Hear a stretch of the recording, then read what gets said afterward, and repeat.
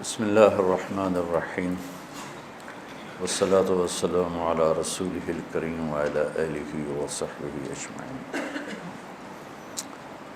دنیا کا ہر انسان ایک آرام والی سکون والی زندگی گزارنا چاہتا ہے، انسانی فطرت ہے، کوئی مشقت نہیں چاہتا، کوئی تنگی نہیں چاہتا۔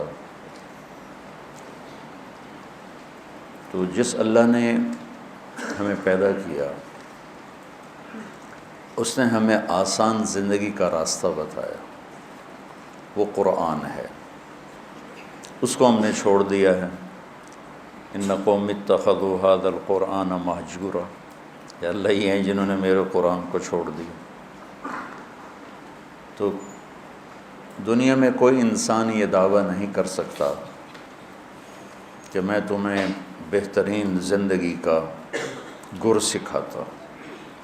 قرآن یہ دعویٰ کرتا ہے فَلَنُحْيِيَنَّهُ حَيَاةً طَيِّبَةً، کہ تم میری مان لو تو ہم تمہیں خوبصورت زندگی نصیب فرمائیں گے۔ تو بھائیو، قرآن صرف رمضان میں سننے سنانے کی چیز نہیں ہے۔ قرآن پاک ہماری زندگی میں اس طرح ہے جیسے کھانا اور پینا۔ روٹی اور پانی کے بغیر آدمی چند دنوں کے بعد موت کے گھاٹ اتر جاتا ہے، مر جاتا ہے۔ قرآن سے اور نبی پاک کی سیرت سے دور رہنے کے بعد انسانی روح مر جاتی، پھر وہ بس ایک مردہ لاش ہے، جو زندہ لاش ہے جو چل رہی ہے۔ تو صرف رمضان میں اس کا اہتمام نہ کیا جائے، قرآن پاک کو سارا سال پڑھا جائے۔ علماء نے اس کے ترجمے کر دیے ہیں، جس عالم کا ترجمہ آپ کو اچھا لگے آپ اس کا مطالعہ کریں۔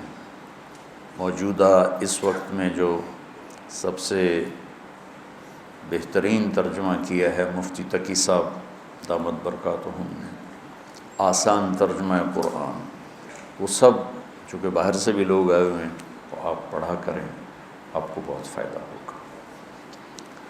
سورہ بقرہ میں ایک چیز آج آپ کے شیخ صاحب نے یاد دلائی تھی، تو وہ مجھے خیال آیا کہ واقعی اس کو بیان کرنا چاہیے، وہ ہے آیت الکرسی، کہ اس میں اللہ کا تعارف ہے ایسے خوبصورت انداز میں۔ سارے جو دین ہے اس کی بنیاد ہے توحید، رسالت اور آخرت۔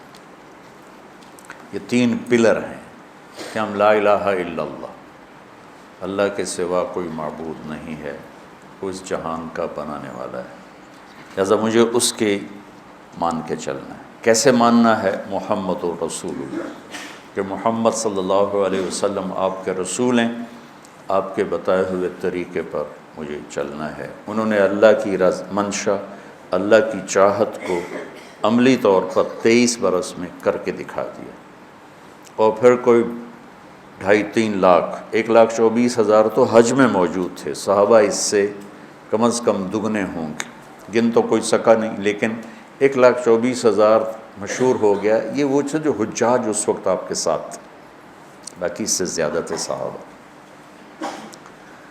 تو ایک جماعت اللہ تعالیٰ نے ایسی دی میرے نبی کو، جنہوں نے اپنے نبی کی زندگی کو اپنے اندر اتارا اور پوری دنیا کے سامنے ایسا نمونہ پیش کیا۔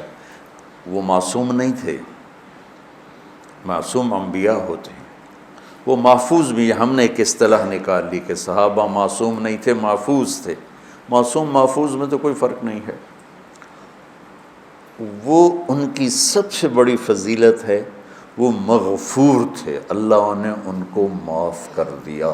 یہ ہے ان کی سب سے بڑی فضیلت، سب سے بڑی فضیلتوں میں سے ایک فضیلت کہ اللہ نے کہا کلن وعد اللہ الحسنی، میرا محبوب ہمارا وعدہ ہے سب کو جنت دوں گا، لہٰذا فلاں نے یہ کیا فلاں نے وہ کیا، اب اس پر بحث کرنا یہ ان کی شان کے مناسب نہیں ہے، خلاف ہے۔ جس اللہ نے فیصلہ کرنا ہے وہ قرآن میں پہلے فیصلہ کر کے سنا چکا ہے کہ ہم نے انہیں معاف کر دیا۔ تو وہ اگر ہم ان کو محفوظ سمجھیں، بھائی تم اس طریقے پر کیوں نہیں چلتے ہو، میرے نبی کا وہ تو جی نبی تھے، ہم کہاں نبی کے طریقے پر چل سکتے ہیں۔ اچھا بھئی ان کے ساتھی ہیں، وہ تو جی محفوظ تھے، ہم کہاں اس کے طریقے پر چل سکتے ہیں؟ تو شیطان راستے بنا دے گا۔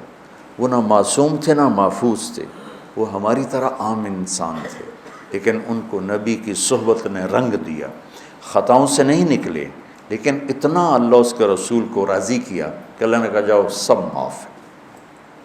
لا الہ الا اللہ کیسے کرنا ہے؟ محمد رسول اللہ۔ اور اس پر پھر آگے ایک موت کے بعد زندگی آ رہی ہے، اس میں اللہ تعالیٰ نے کامیابی اور ناکامی کا دار و مدار وہ اسی کلمے پہ رکھا ہے کہ جس کے پاس یہ کلمہ ہے اور اس کلمے کی ضروریات کو پورا کیا ہے وہ سیدھا جنت میں جائے گا، اور جس کے پاس یہ کلمہ ہے اور اس کی ضروریات کو پورا نہیں کیا اس کو جہنم میں جانا پڑے گا اللہ کے قانون کے مطابق، باقی جس کو چاہے معاف کر دیں۔ اور جس کے پاس کلمہ بھی نہیں ہے اس کے لیے پھر میرے اللہ کا قانون سب سے مختلف ہے۔ تو اللہ کا تعارف سارا قرآن، پہلے قرآن کی ابتدائی الحمدللہ رب العالمین سے ہے۔ اس آیت کو اعظم و آیتن کہا جاتا ہے، قرآن کی سب سے عظیم آیت۔ ایک جگہ مجھے پڑھا ہوا یاد آیا کہ ساری آسمانی کتابوں کا سردار سید الکتب القرآن، قرآن ساری آسمانی کتابوں کا بادشاہ ہے، سردار ہے۔ وسید القرآن البقرہ، اور قرآن کی سردار سورہ بقرہ ہے۔ وسید البقرۃ آیت الکرسی، اور سورہ بقرہ کی سردار وہ آیت الکرسی ہے۔ اس کو اعظم و آیا، سب سے عظیم، سب سے بڑی نہیں، سب سے بڑی آیت ہے اذا تداینتم بالدین، بڑی سورہ لمبی۔ اطول آیت وہ ہے یا ایھا الذین آمنوا اذا تداینتم بدین الی اجل مسمی فاکتبوہ، یہ ہے اعظم و آیا، سب سے عظیم آیت۔ تھوڑا سا اس پہ ہم بات کریں گے، لیکن کچھ باتیں اور اسی کے ساتھ یاد آ گئیں۔ اخوف آیا، قرآن میں سب سے زیادہ ڈرانے والی آیت، سب سے زیادہ ہلا دینے والی آیت ہے فَمَن يَعْمَلْ مِثْقَالَ ذَرَّةٍ خَيْرًا يَرَهُ وَمَن يَعْمَلْ مِثْقَالَ ذَرَّةٍ شَرًّا يَرَهُ۔ یہ قرآن کی سب سے دھمکی دینے والی آیت ہے، ڈرانے والی آیت ہے کہ ایک رائی کے برابر اچھائی کرو گے تو تول کے دکھا دوں گا، اور برائی کرو گے تو تول کے دکھا دوں گا، اور اس پر جزا ہے، اس پر سزا ہے۔ وَإِن كَانَ مِثْقَالَ حَبَّةٍ مِّنْ خَرْدَلٍ أَتَيْنَا بِهَا وَكَفَىٰ بِنَا حَاسِبِينَ، کہ ایک رائی کے برابر بھی کوئی چیز ہے جو نظر بھی نہیں آتی ہے، میں اس کو بھی تول کر تمہارے سامنے کر دوں گا۔ اور قرآن کی سب سے شدید آیت، اشد آیت علی اہل النار، قرآن کی سب سے شدید آیت اہل جہنم کے لیے فذوقوا فلن نزیدکم الا عذابا، اور قرآن کی سب سے امید دلانے والی آیت یا عبادی الذین اسرفوا علی انفسہم لا تقنطوا من رحمت اللہ ان اللہ یغفر الذنوب جميعا انہ هو الغفور الرحیم، کہ اے میرے بندو جنہوں نے اپنے اوپر ظلم کیا ہے، ڈرو نہیں، مایوس نہ ہو، توبہ کرو، میں سارے ہی معاف کر دوں، سب معاف کر دوں۔ اور قرآن کی سب سے زیادہ عدل والی آیت، عدل کو ان اللہ یامر بالعدل والاحسان وایتاء ذی القربى وینہی عن الفحشاء والمنکر والبغی یعظکم لعلکم تذکرون۔ اچھا، یہ تو مضمون میں نے آپ کو پڑھا ہوا بتایا ہے، تو اس میں جہنم والوں کے لیے بھی آیت آ گئی، کفار کے لیے بھی آ گئی، اللہ کی عظمت ہیبت بھی آ گئی۔ تو میں چونکہ جنت میرا مضمون ہے، میں سب سے پہلے جنت کو ممبر پہ اللہ نے میرے ذریعے سے بیان کروایا، تو میں نے دیکھا اس میں جو جنت والوں کے لیے سب سے بہترین آیت کون ہے، جیسے جہنم والوں کے لیے سب سے خوفناک آیت ہے فذوقوا فلن نزیدکم الا عذابا، تو جنت والوں کے لیے سب سے بہترین آیت کیا ہو سکتی ہے؟ تو یہ میرا تتبع یا میری تلاش کے بعد ہے، ضروری نہیں یہ صحیح ہو، اس سے بھی کوئی عالی شان آیت ہو سکتی ہے جنت والوں کے لیے، لیکن جو میں نے ڈھونڈ اس نظر سے جب میں نے قرآن کو دیکھنا شروع کیا تو مجھے سورہ قاف کی آیت لگی کہ یہ سب سے زیادہ جنت والوں کے لیے خوشخبری ہے، لَهُم مَّا يَشَاءُونَ فِيهَا وَلَدَيْنَا مَزِيدٌ۔ مجھے لگا کہ فَلَن نَّزِيدَكُمْ وَلَدَيْنَا مزید، میں نے اس کو جوڑا، تو میں نے اپنے طرف سے یہ ایک استنباط کیا کہ یہ آیت میرے خیال میں اللہ تعالیٰ نے جنت والوں کی خوشخبری کے لیے سب سے اعلیٰ درجے کی بنائی ہے، لَهُم مَّا يَشَاءُونَ فِيهَا۔ تو ما یشاءون کی حد کوئی نہیں ہے۔ ایک روایت یاد آ گئی کہ جنت میں ایک بادل اٹھے گا، بادل، تو وہ ان پر آتی مشک و عنبر کی بارش کرے گا، تو اس کے بعد اس بادل میں سے آواز آئے گی کہ جنت والو کیا چاہتے ہو، تم پر اس کی بارش کروں، کیا چاہتے ہو تم پر اس کی بارش کروں، لہم ما یشاءون فیہا۔ یہ بڑے زمانے کے بعد مجھے بات یاد آئی، اس میں ہے حادی الارواح الی بلاد الافراح میں یہ بات موجود ہے، جو میں نے آج سے کوئی 36 سال پہلے پڑھی تھی میں نے یہ۔ تو احمد بن ابی الحواری یہ تابعین میں سے ہیں یا تبع تابعین میں سے ہیں، وہ کہنے لگے اگر اللہ نے مجھے وہ موقع دے دیا نا اور بادل نے کہا کہ بولو کیا بارش کروں، تو میں کہوں گا میرے اوپر تو حوروں کی بارش کر دیں، امطری علی جواری مزینات، میرے اوپر فل میک اپ والی حوروں کی بارش کر دیں، لہم ما یشاءون فیہا، جو چاہیں گے وہ ملے گا۔ پھر اللہ کہتا ہے وَلَدَيْنَا مَزِيدٌ، پھر وہ ملے گا جس کا تمہیں خواب و خیال بھی نہیں ہے، مزید، انتہائی کوئی۔ تو یہ ہے اعظم آیا، اس میں اللہ کا تعارف ہے، اور اللہ کا نام نامی اس میں کتنا گھوم ہے ہم گنیں گے۔ اللہ، اچھا ایک بات اور یاد، اللہ کا نام قرآن میں کیا ہے؟ بولو سارے بولو، دوبارہ بولو، پھر بولو، کہیں خدا بھی آیا ہے؟ کہیں خدا آیا؟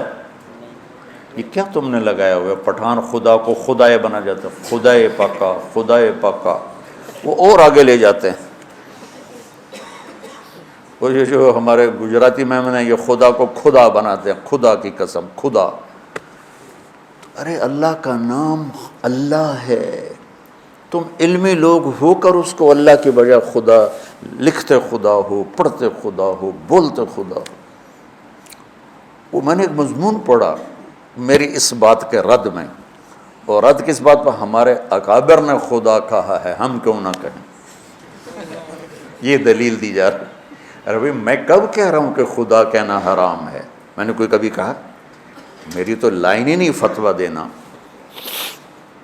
میں یہ کہہ رہا ہوں کہ خدا اللہ کی تعبیر نہیں کرتا، جیسے ہمیں کہا جاتا تھا گاڈ مت کہا کرو، گاڈ انگریزی میں گاڈ، کہ گاڈ اللہ کا ترجمہ نہیں ہے۔ تو میں پوری بصیرت کے ساتھ کہتا ہوں خدا اللہ کا ترجمہ نہیں ہے، گاڈ اللہ کا ترجمہ نہیں ہے، یعنی فل ترجمہ، فل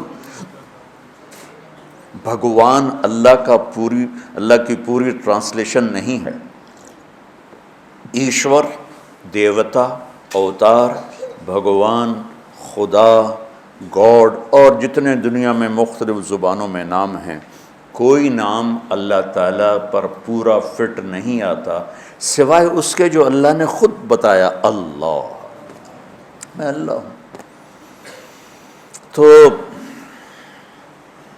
خدا نہ کہا کرو، منع نہیں ہے، دیکھو بار بار سنو، بار بار سنو، چونکہ تم سو کے سنتے ہو، باہر جا کے فتوے لگاتے ہو۔ میں گورنمنٹ کالج لاہور جب پڑھتا تھا تو ہسٹری، تاریخ کا ہو رہا تھا لیکچر، پیریڈ یار، تو ایک لڑکا پیچھے سو رہا تھا، یوں سر، وہ جو ہسٹری کے پروفیسر تھے وہ بتا رہے تھے صحرائے گوبی کے بارے میں.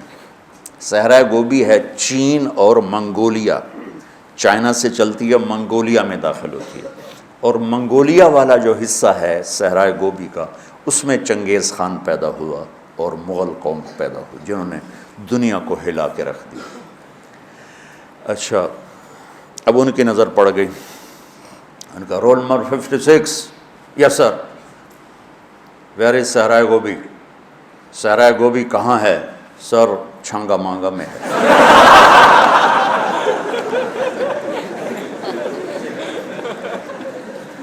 اس نے کہا دفع ہو جاؤ، ایک ہفتے کے لیے مجھے شکل نہ دکھانا.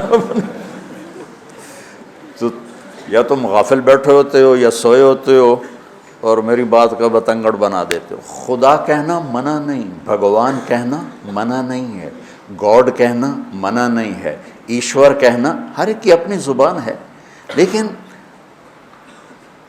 اللہ کے سوا کوئی لفظ نہیں جو اس ذات کی پوری ترجمانی کر سکے. لہٰذا کم از کم تم بچے جو میرے پاس پڑھ رہے ہو یا جو سن رہے ہو یہاں بیٹھ کر یا اس کیمرے کے ذریعے سے، اللہ کو بولنا سیکھو. اللہ، لفظ اللہ میں خصوصیت ہے، جتنے حرف ہیں نا نقطے والے، با، تا، ثا، جیم، خا، زال، زا، شین، ضاد، ظا، غین، فے، قاف، نون، یہ جتنے نقطے والے حرف ہیں یہ کمزور ہیں اور بغیر نقطے والے طاقتور ہیں. اس کی ایک وجہ جو سب کو آسانی سے سمجھ میں آ جائے کہ نقطے والا جو حرف ہے وہ اپنا مطلب بیان کرنے کے لیے باہر سے ایک نقطے کا محتاج ہے، دو کا محتاج ہے، تین کا محتاج، اور جو بغیر نقطے والا حرف ہے وہ اپنا مطلب بتانے کے لیے کسی نقطے کا محتاج نہیں ہے. ٹھیک ہے، شین کو 3 نقطے چاہیے تب اپنا مطلب بتائے گی، اور سین کو کچھ نہیں چاہیے، وہ اپنا مطلب خود بتا دے گی. سمجھ میں آئے؟ لفظ اللہ میں کوئی نقطے والا حرف ہے؟ کوئی نہیں. اللہ نے ان حرفوں سے اپنا نام چنا جس میں نقطہ نہیں. لفظ محمد کوئی نقطے والا حرف ہے؟ احمد کوئی نقطے والا حرف ہے؟ اللہ کتنے حرف ہیں؟ 4. محمد کتنے حرف ہیں؟ 4. احمد کتنے حرف ہیں؟ 4. 4 کو 3 دفعہ جمع کرو تو بن گئے 12. تو جب اللہ نے کلمہ جوڑ کے دیا تو لا الہ الا اللہ بھی 12 حرف ہیں اور محمد الرسول اللہ بھی 12 حرف ہیں.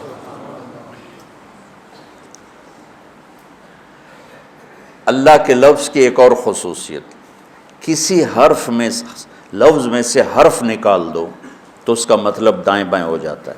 مثلا خدا ہی لے لو، خدا، خدا کی خا ہٹا دو تو پیچھے بچے گا دا.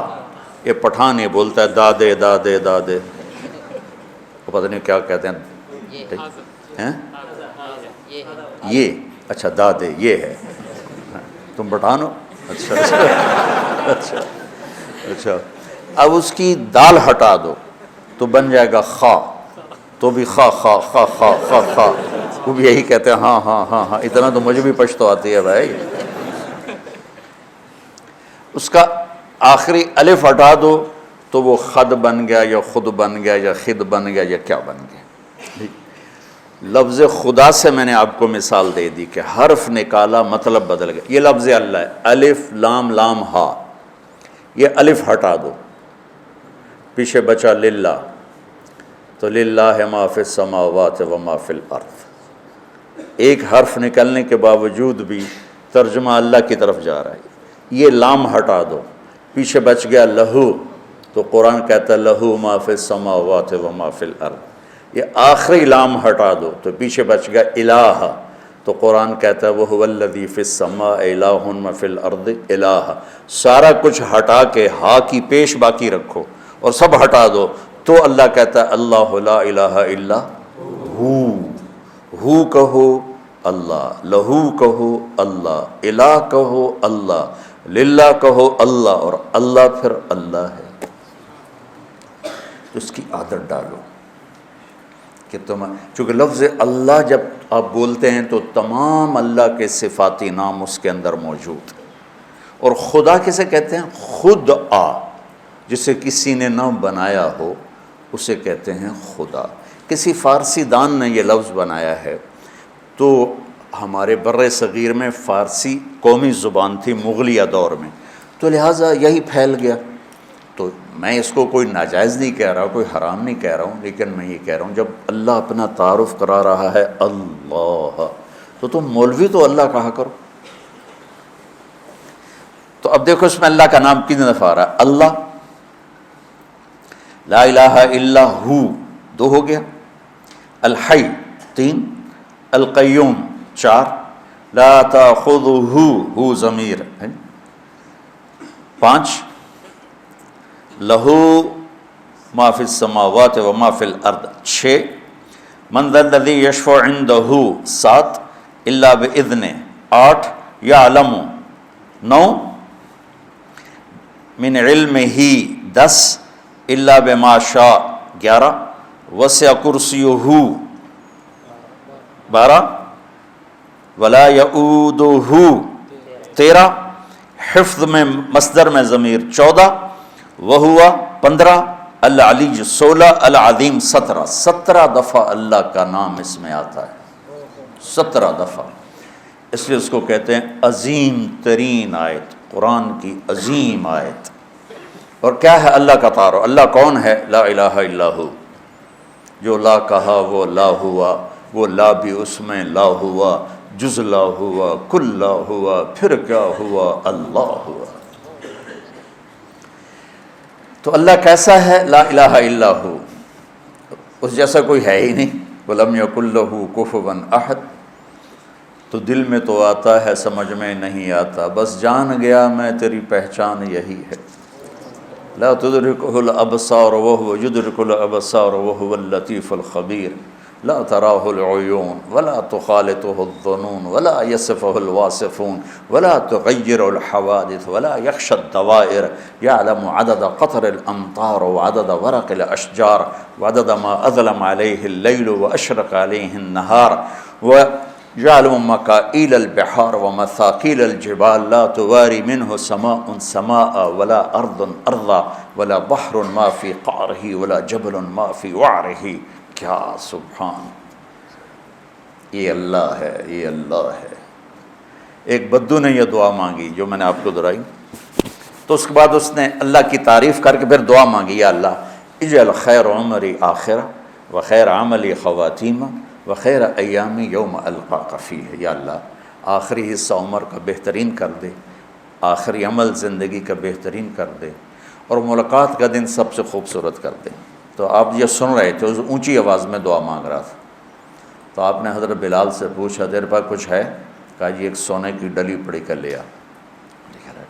کو میرے بھائی ادھر آؤ، کہ یہ آپ کو گفٹ کر رہا ہوں، ہدیہ۔ کہا جی بہت مہربانی۔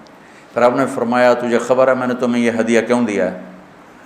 کہ لصلۃ بینی و بینک، کا رشتہ داری کی وجہ سے؟ کہا نہیں، رشتہ داری کی وجہ سے نہیں، بحسن ثنائک علی اللہ، ابھی تو نے اللہ کی خوبصورت تعریف کی ہے، اس پر تمہیں یہ دیا ہے۔ تو اللہ اس کو کتنا دے گا؟ لا الہ الا ہو۔ اور کیسا؟ الحی، موت سے پاک، ہمیشہ زندہ، القیوم، ہمیشہ قائم، اونگنے، اور الحی القیوم کی پھر مزید وضاحت ہے، لا تاخذہ سنۃ ولا نوم۔ یہ نہیں اللہ نے کہا لا ینام ولا ینعس، لا ینام ولا ینعس میں ایک چیز کی نفی نہیں ہوتی کہ نیند تو آ رہی ہے لیکن قابو کر لیتا ہے، اونگ تو آ رہی ہے قابو کر لیتا ہے۔ تو اگر ہوتا نا لا ینام ولا ینعس تو پھر اس مفہوم کی نفی نہیں ہوتی تھی۔ تو لا تاخذہ میں اس کی نفی ہے کہ اس کو نیند آتی ہی نہیں، وہ اونگتا ہی نہیں، وہ نیند اور اونگ سے پاک ہے۔ ایک دفعہ موسیٰ علیہ السلام سے ان کی قوم نے پوچھا تیرا رب سوتا ہے؟ تو یہ بنی اسرائیل بھی عجیب بادشاہ قوم تھی، 40 سال موسیٰ علیہ السلام کے ساتھ رہے اور اتنے بڑے بڑے معجزے دیکھے، سمندر پھٹا اور جو آیات بینات تھی وہ دیکھی، کیا کچھ نہیں دیکھا، اور سمندر سے پار ہوئے، فرعون غرق ہوا، پھر چند قدم چلے تھے تو آگے لوگ پتھر کی پوجا کر رہے تھے، تو کہنے لگے موسیٰ ایک خدا ہمیں بھی لے کر دو، اجعل لنا الہا کما لہم آلیہ۔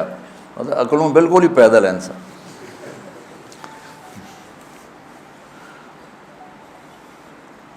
تو میرا رب کیا ہے؟ سونے سے پاک ہے، اونگنے سے پاک ہے، لہذا جو ہمیشہ سے زندہ ہے اسی کا حق ہے کہ اس کو پکارا جائے، جو ہمیشہ سے قائم ہے اسی کا حق ہے کہ اسی سے مدد مانگی جائے، جس کو اس رب نے بنایا اور پیدا کیا اور ماں کے پیٹ سے نکالا، قبر کے پیٹ میں اتار دیا اور اپنے پاس بلا لیا۔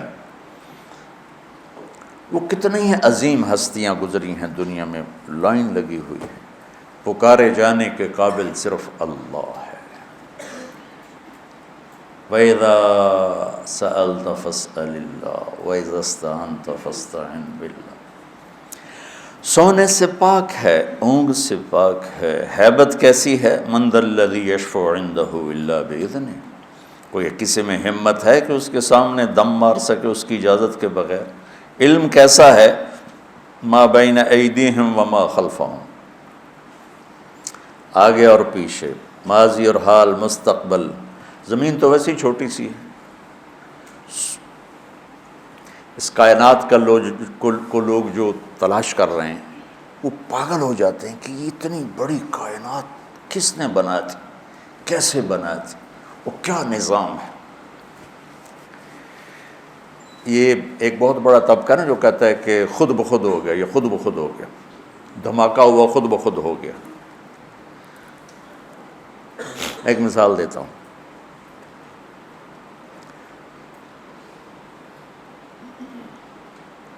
یہاں ایک دھماکہ ہو اور آپ سارے اڑتے ہوئے بستروں کے اوپر جا کے لیٹ کے آرام سے سو جاؤ، کیا یہ ممکن ہے؟ یہاں سے دھماکہ ہو اور اب اڑتے ہوئے دسترخوان پہ پہنچ کے سحری کھانا شروع کر دو، کیا یہ ممکن ہے؟ ایک دھماکہ ہو اور لوہا بندر بن جائے، یہ ممکن ہے؟ لوہا تلوار بن جائے، یہ ممکن ہے؟ اللہ تعالیٰ بیٹا گمراہی سے بچائے۔ یہ کیسا دھماکہ ہے؟ ایک کائنات میں دھماکہ ہوا، اور کس دھماکے سے تو چیزیں تباہ ہوتی ہیں، برباد ہوتی ہیں، ٹوٹتی پھوٹتی ہیں۔ آج کل گندم تل رہی ہے نا ہمارے سارے پنجاب میں، تو گندم میں دھماکہ ہوا اور ساری گندم اڑ کے بوریوں میں فٹ ہو کے ٹرک پہ چڑھ گئی اور منڈی بھی پہنچ گئی۔ تو اگر میں یہ کہوں سارے کہیں کہ بڑے بے وقوف ہو، اور میں کہوں کہ تم کہتے ہو دھماکے سے ہر چیز اپنے آپ سیٹ ہو گئی، تو تم تو مجھ سے بڑے بے وقوف ہو۔ ایک آسٹریلیا کا سائنسدان تھا، مجھے نام بھول گیا، جب دھماکہ ہوا، اولم یر الذین کفروا ان السماوات والارض کانتا رتقا ففتقناہما، اس سے استدلال کیا جو قرآن سائنس ثابت کرنے نہیں آیا، قرآن سائنس کو ثابت کرنے نہیں آیا، یہ زندگی کا طریقہ بتانے آیا ہے۔ آج سائنس کی تحقیق یہ ہے، اور کل غلط ہو کے کوئی اور آ جائے۔ قرآن کا موضوع سائنس نہیں ہے۔ وہ شیخ ندوی رحمۃ اللہ علیہ کے دوست تھے بڑے عرب عالم، تنتاوی رحمۃ اللہ علیہ کی تفسیر پڑھنے بیٹھا، وہ ہر جگہ سائنس کو ٹھوکتے جا رہے ہیں، یہاں یہ سائنس کا فارمولہ زندہ ہو رہا ہے، یہاں یہ زندہ ہو رہا ہے۔ کہ اللہ ان کی بخشش فرمائے، اتنے بڑے ادیب علامہ تھے، لیکن یہ کیا کر رہے ہیں کہ سائنس کو ثابت کر رہے ہیں۔ قرآن سائنس ثابت، قرآن اللہ کا علم ہے، سائنس انسانی علم ہے، آج کچھ اور ہے کل کچھ اور ہے۔ تو لہٰذا میں یہ نہیں کہہ رہا ہوں کہ یہ آیت اس دھماکے کو بتا رہی ہے، اللہ کو پتہ ہے کہ کیا دھماکہ ہے۔ تو قرآن سے سائنس نہیں ثابت کی جاتی، قرآن سے انسانیت کا سبق ملتا ہے کہ انسان کیسا ہونا چاہیے۔ تو اس کا میں نے ریسرچ پڑھی تھی کہ جس وقت دھماکہ ہوا تو دو چیزیں پیدا ہوں، ایک رفتار، جیسے میں اس کو یوں پھینکوں تو یہ ایک رفتار سے جائے گا، رفتار، اور ایک ان کی آپس میں کشش، گریوٹیز، جیسے زمین میں کشش ہے، ثقل ہے نا، جس نے ہمیں پکڑا ہوا ہے، اور اوپر 280 من ہوا کا دباؤ ہے، نیچے زمین نے پکڑا ہوا ہے، اوپر 280 من ہوا کا دباؤ ہے، یہ 24,000 کلومیٹر ہے۔ اگر یہ 48,000 کلومیٹر ہوتی تو اس کا جو تھا کشش وہ دگنی ہو جاتی، تو ہم زمین پر ایسے چلتے جیسے گارے میں پھنس کے نہیں گاڑیاں چلتی یا ہم چلتے ہیں کہ پیر اٹھانا پھر رکھنا پھر اٹھانا پھر رکھنا، اور اگر یہ اس سے 4 گنا بڑی ہوتی تو آج کا 6 فٹ کا نوجوان چوہے کے برابر ہوتا، سارے چوہے ٹورے پھرتے ان سے۔ اللہ نے کس حساب سے اس کو بنایا، اوپر 280 من ہوا، نیچے زمین کی پکڑ، ہم یوں 2 پکڑوں کے اندر کھڑے ہوئے ہیں، اور ہم سب زمین پر الٹے لٹکے ہوئے ہیں، الٹے۔ میں ایک دفعہ چھپکلی کو دیکھ رہا تھا، میں نے کہا یا اللہ پٹھی ٹوری جاندی ہے چھت پہ، تو تھوڑی دیر بعد مجھے خیال ہے تو بھی تو پٹھا ہی پڑا ہوا ہے، یہ زمین ہے، یہ میرے پاؤں ہیں، یہ میرا سر ہے، میں یوں ہوں، شہنشاہ اعظم۔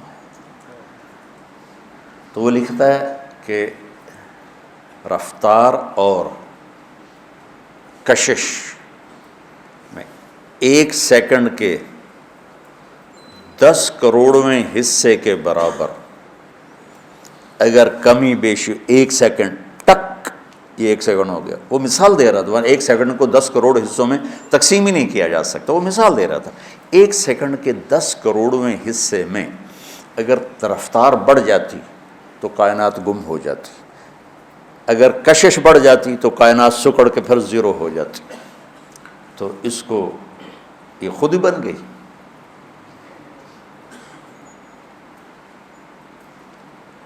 کیسے ہو سکتا ہے؟ ما بین ایدیہم وما خلفہم، کل کائنات اس کی۔ علامہ اقبال رحمۃ اللہ علیہ جیسا شاعر نہ عربوں میں دیکھا ہے نہ عجموں میں دیکھا ہے، وہ کہتے ہیں ہیچ چیزے خود بخود چیزے نشد، ہیچ آہن خنجرے تیغے نشد، ہیچ حلوائی نشد استاذ کار، تا غلام شکر ریزے نشد، مولوی ہرگز نشد مولا روم، تا غلام شمس تبریز نشد۔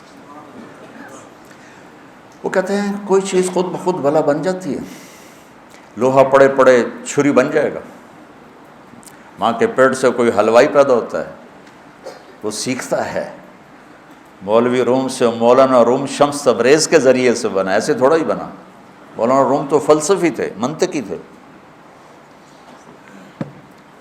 کمال بات ہے، آج ہمارے دینی مدرسوں میں منطق پڑھائی جا رہی، سارے جہان کا جھوٹ اکٹھا کر کے، شکر ہے میں تمہیں نہیں پڑھاتا ہوں، کلو آبا کلو باجا کلو آجا، لا الہ۔ اور پھر بعض اتنے متعصب دیکھے کہ اس کے بغیر تو قرآن بھی سمجھ میں نہیں آتا، لا الہ الا اللہ۔ وہ فلسفی تھے، منطقی تھے، عجم پہ فلسفہ غالب تھا، عرب پہ قرآن غالب تھا، پھر عرب مغلوب ہوئے، عجم غالب ہوئے، تو پھر فلسفہ ہی سب کچھ بن گیا، فلسفہ رہ گیا تلقین غزالی نہ رہی، رہ گئی رسم اذاں روح بلالی نہ رہی، فلسفہ رہ گیا تلقین غزالی نہ رہی۔ تو یہ پڑھا رہے تھے مسجد میں، ان کی کتابوں کا ڈھیر سامنے رکھا ہوا تھا اوس کے پاس، تو شمس تبریز آئے، دیہاتی شکل، گنوار جیسے ہوتے نا، بدو، تو بڑے معصوم انداز میں مولانا روم سے پوچھا این چیست، وہ کتابیں تھیں، کہ یہ کیا ہے؟ تو انہوں نے دیکھا دیہاتی ہے، تو انہوں نے بڑے تکبر سے کہا این آن است کہ تو نمی دانی، ارے پاگل، یہ وہ جو تو نہیں جانتا۔ تو وہ ایک دم آگے بڑے، کتابوں کو دھکا دیا، وہ ترتیب سے پڑھی تھی، یوں دھکا دیا، ساری حوض میں جا گری۔ تو انہوں نے کہا تیرا بیڑا بڑھ جاوے، نام مراد ایک ہی کی تھے، کوئی پریس تو تھا نہیں، جاؤ بھائی اردو بازار سے نہیں خرید کے لے آؤ، تو ہاتھ سے لکھا تھا، تو نے میری زندگی کی محنت برباد کر دی۔ تو وہ کھڑے ان کی گالیاں سنتے رہے، پھر حوض میں اترے اور ایک کی کتاب کو نکالیں، خشک بالکل، اور سامنے رکھ دیں، اس یوں جھاڑیں مٹی نکلو سامنے، ساری کتابیں خشک کی خشک نکال کے باہر۔ اب مولانا روم بولے این چیز، یہ کیا ہے؟ تو اب تبریز بولے این آن است کہ تو نمیدانی، یہ وہ ہے جو تو نہیں جانتا ہے۔ مولوی ہرگز نہ شد مولا روم تا غلام شمس تبریز نہ شد۔ میں گیا ہوں ان کے دربار پر، حاضری دی تھی جب ترکی ہماری جماعت گئی، ہماری تشکیل نہیں تھی، کونی ہے، میں نے کہا میں نے جانا ہے مولانا روم۔ ہم نے پورا فلائٹ لی اور 8 گھنٹے فلائٹ لیٹ ہو گئی، جہاں وہ ایئرپورٹ پر بیٹھ ہماری تباہی پھر گئی۔ تو شمس تبریز بھی وہیں ہیں اور مولانا روم بھی وہیں ہیں، لیکن پھر نصیب اپنا اپنا ہے۔ شمس تبریز کے مزار پر چند لوگ تھے اور مولانا روم کے مزار پہ میلہ لگا ہوا تھا۔ اور ایک عجیب بات بتاؤں، جتنے ہم مسلمان تھے اس سے زیادہ غیر مسلم تھے وہاں۔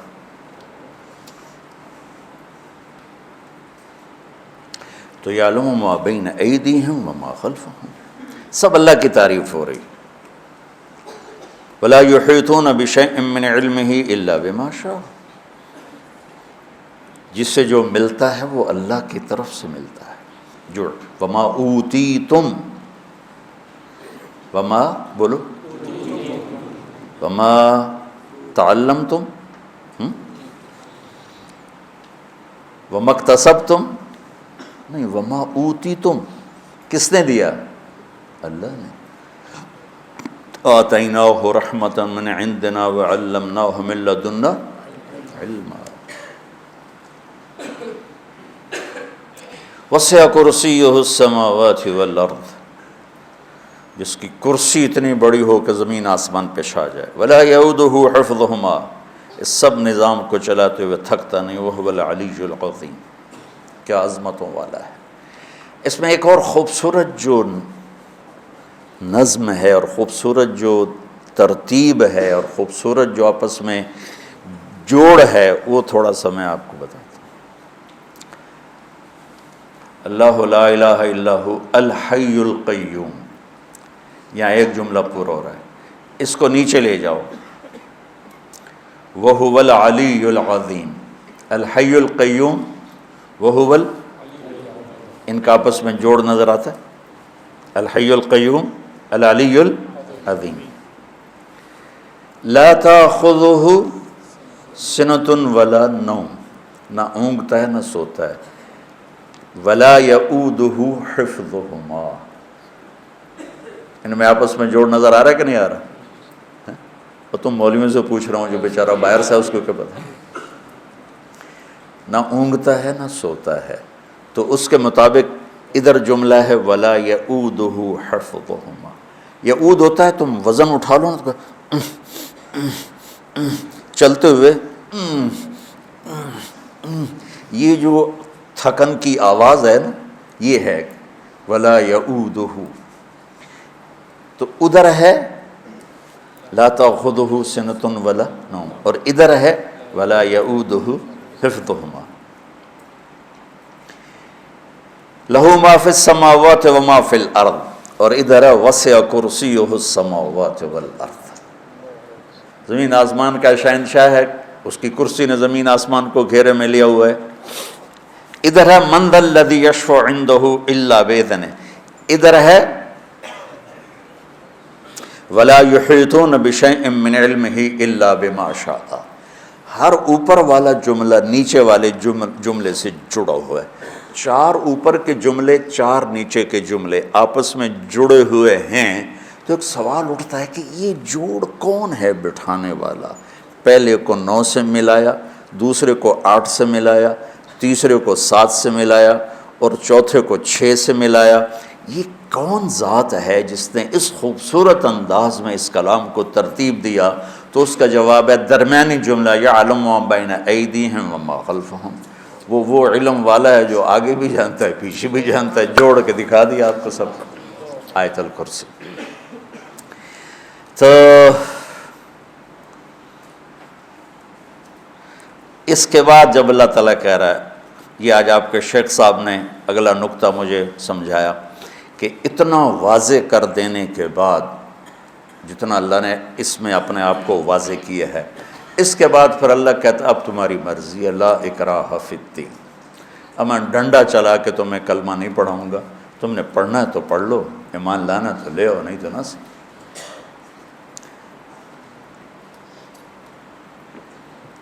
کیونکہ زبردستی کا ایمان تو چلتا نہیں. تو یہ کام آپ بچوں کا ہے، اللہ کا تعارف کرو. میں پچھلے 20 سال ہو گئے. اس سے پہلے میرا علمی ذوق تھا نا، تو میں ہر بیان نیا کرتا تھا، کوشش کرتا تھا کہ ہر بیان نیا ہو، ترتیب، آیات. اس وقت مستحضر بھی بہت کچھ تھا. 2000 کے بعد اللہ تعالیٰ نے نا میرا رخ بدلا، اور میں نے صرف اللہ کو بولنا شروع کیا. اللہ، اس کا رسول. جنت تو بہت پہلے شروع کر دی تھی، پھر اس کے ساتھ معاشرت اور اخلاقیات. اس وقت دنیا اللہ کو پہچانتی نہیں. اہل ایمان اللہ کو جانتے نہیں، اس کی طاقت کو جانتے. کلمہ پڑھنے کے بعد کبھی کہیں گرے پڑے ہیں، کبھی کہیں گرے پڑے ہیں. اس کے در پر گرنے کی بجائے کتنے دروں پر جا کر گرے پڑے ہیں، اور اس کو چھوڑ کر ان کو پکار رہے ہیں جو خود محتاج. غنی تو ایک اللہ ہے. تو بچوں، اللہ کا تعارف کروانا یہ آپ اور ہم سب کی ذمہ داری ہے. اللہ کے نبی کا تعارف کروانا میری آپ کی سب کی ذمہ داری ہے. اللہ تعالیٰ کی آخرت کا، جنت کا تعارف کروانا میری آپ کی سب کی ذمہ داری ہے. یہ مضمون بہت لمبا ہو گیا. ایک میں یہاں سے، یہ آپ کے استاد صاحب مجھے جمع کر کے دے دیتے ہیں، تو میں اس میں سے جو سمجھ میں آتا ہے عرض کر دیتا ہوں. اس میں ایک اور مضمون میں بیان کرنا چاہوں گا. یوصیکم اللہ فی اولادکم للذکر مثل حظ الانثیین. ہمارے پاکستان میں بیٹیوں کو وراثت نہیں دیتے، چاہے وہ پٹھان ہوں، پنجابی ہوں، سندھی ہوں، بلوچی ہوں. 4 قومیں بڑی ہیں. اوپر چل جاؤ، بلتستانی ہوں. یہ 5 بڑی قومیں آباد ہیں. شاید کوئی لاکھوں میں ایک ایسا کرتا ہو تو کرتا ہو. اللہ تعالیٰ نے، آپ نے کہا تعلموا الفرائض فإنها نصف العلم. آپ نے فرمایا وراثت کا علم حاصل کرو، یہ آدھا علم ہے. تو بچوں، ہماری معاشرت میں بیٹی کے لیے اللہ نے وراثت بنائی، ہم نے انکار کر دیا. اور دیکھو ذرا قرآن کا طرز. عرب بھی بیٹیوں کو وراثت نہیں دیتے تھے. عرب بھی ساری بیٹے لے جاتے تھے. اور میں اٹلی گیا، وہاں کا عجب قانون دیکھا کہ وہاں جو زرعی زمین، اس کا قانون کہ ساری زمین بڑے بیٹے کو ملے گی، باقی بیٹے ہیں بیٹیاں کسی کو کچھ نہیں ملے گا، ساری زمین بڑے بیٹے کو ملے گی. یہ وہاں کا حکومتی قانون ہے. عرب بچیوں کو وراثت نہیں دیتے تھے. تو پھر سوال قرآن یوں اٹھا تھا کہ بیٹیوں کا کتنا حصہ ہے، چونکہ ان کو تو ملتا ہی کچھ نہیں. تو قرآن آنا چاہیے تھا کہ للانثی مثل نصف حظ الذکر، لیکن قرآن نے یوں سوال اٹھایا کہ بیٹوں کا حصہ ہی کوئی نہیں، تو ان کو کتنا دیا جائے. میری بات سمجھ میں آ رہی؟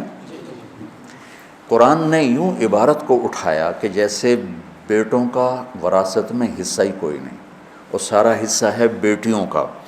تو پھر پوچھنے والا پوچھتا یا اللہ، تو ایک بیٹے کو کتنا دیا جائے؟ تو اللہ کہتا ہے للذکر مثل حظ الانثیین، جتنا 2 بیٹیوں کو ہم دینے کا کہہ رہے ہیں اتنا ایک بیٹے کو دے دیا جائے. سبحان، کیا کمال. تو اس میں دیندار، دنیا دار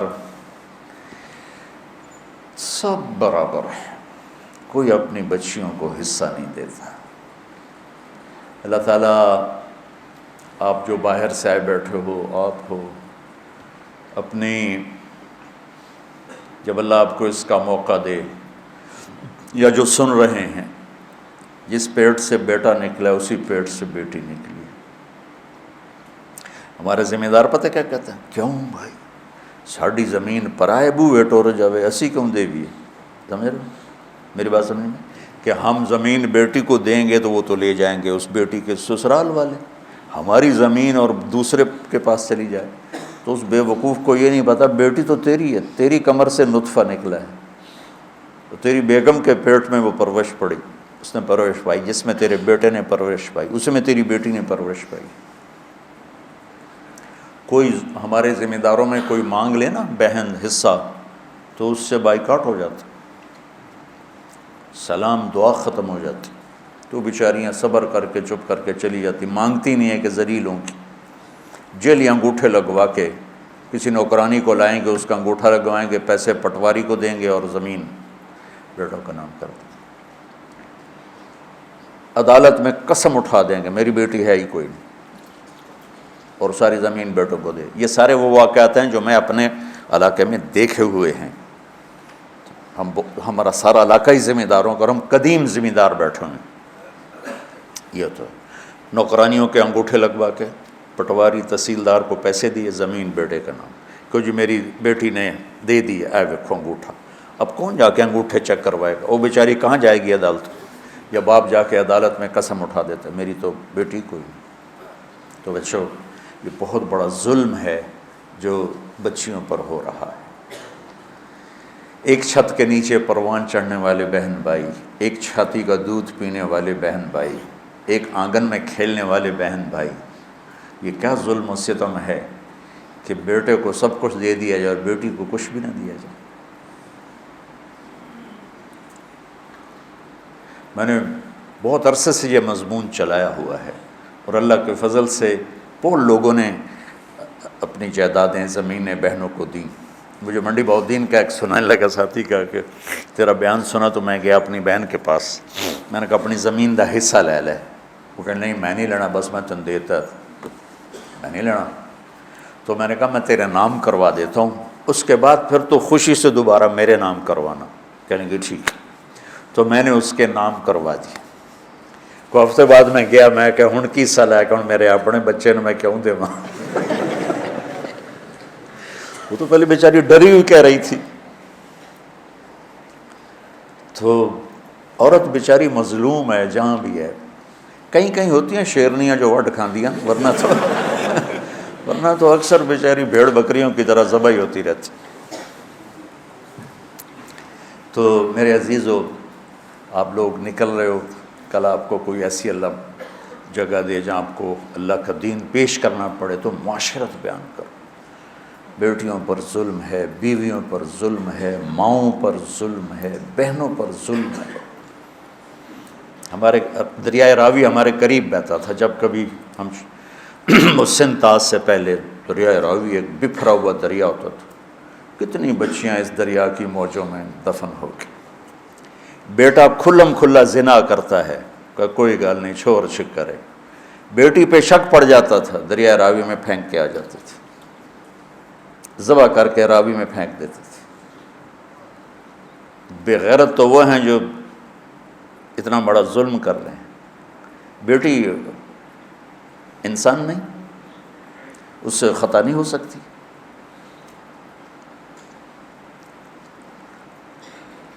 ہر انسان سے خطا ہو سکتی۔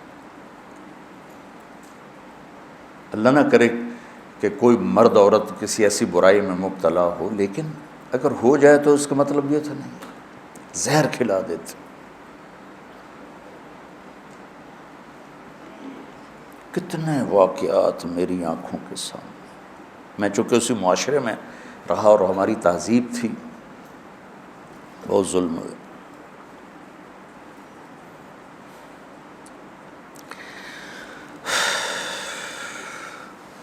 تو اللہ تمہیں مجھے ہمت دے، بچیوں کو وراثت، خامد باپ مر جائے، ماں کا حصہ ہے نا، 1 ٹکا نہیں دیتے ماں کو۔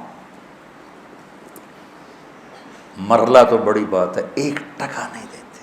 وہ بیچاری مائیں بڑی خوددار ہوتی ہیں، بات جو اولاد سے مانگتی نہیں ہیں، اندر ہی تڑپ تڑپ سسک سسک کے زندگی گزار لیتی ہیں، مر جاتی ہیں۔ ایسے نہیں کرتے۔ ماں کا اللہ نے حصہ رکھا ہے، باپ مر جاتا ہے، ماں کا حصہ ہے زمین میں، جائیداد میں، اس کو دو، یا اس کے مطابق اس کو جتنی اس کی آمدنی اس کا خرچہ دو۔ ماں کو بھی کوئی نہیں دیتا، بہنوں کو بھی کوئی نہیں دیتا، خامد مر جائے بیوی کو نہیں دیتے۔ تو یہ وہ مسائل ہیں سلگتے ہوئے جو وقت کی ضرورت ہیں. ہم لوگ رفع یدین پہ لڑے جا رہے ہیں، 20 تراویح 8 تراویح پہ جھگڑے ہو رہے ہیں، سورۃ فاتحہ پہ جھگڑے ہو رہے ہیں. کچھ تو سمجھو اللہ کے واسطے کہ امت کہاں پہنچ گئی ہے اور دینی حلقوں والے کیا کر رہے ہیں.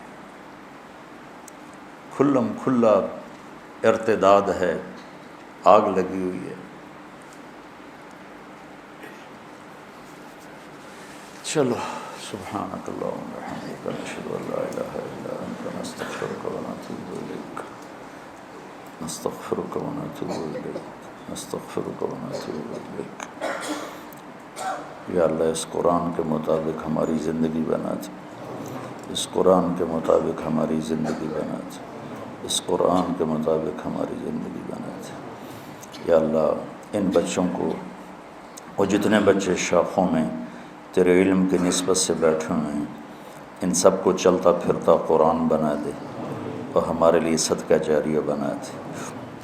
اور یا اللہ ہمارے اداروں میں اساتذہ، معلمات، بچیاں، بچے، مطبخ والے، پیرے والے، دفتر والے، جتنے بھی لوگ ہیں سب کی یا اللہ دنیا بھی اچھی کر دے، آخرت بھی.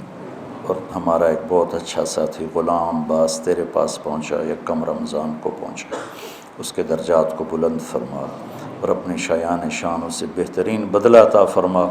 ساری زندگی تیرے مولا دین کے ادارے کی خدمت کرتے کرتے وہ تیرے پاس پہنچ گیا، اس کے درجات کو بلند فرما اور اس سے راضی ہو جا.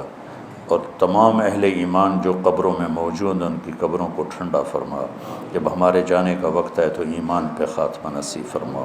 صلی اللہ تعالی نبی الکریم آمین. جامعۃ الحسنین، تعلیم سے دنیا میں مثبت تبدیلی.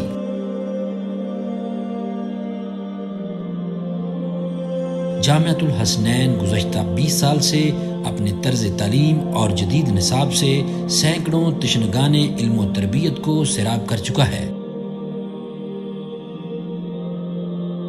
زکوٰۃ، صدقات اور عطیات کو تعلیم کے لیے مختص کریں. تعلیم کے لیے آپ کا تعاون معاشرے کی قسمت بدل سکتا ہے. جامعۃ الحسنین کا پیس ٹرسٹ اکاؤنٹ نمبر ہے 040700222892230. براہ کرم بھیجی گئی رقم صدقہ، زکوٰۃ یا عطیات میں سے ہے. اپنی ڈپازٹ سلپ پر اندراج کرنے کے بعد اس نمبر پر واٹس ایپ کریں. نمبر ہے 031631100000.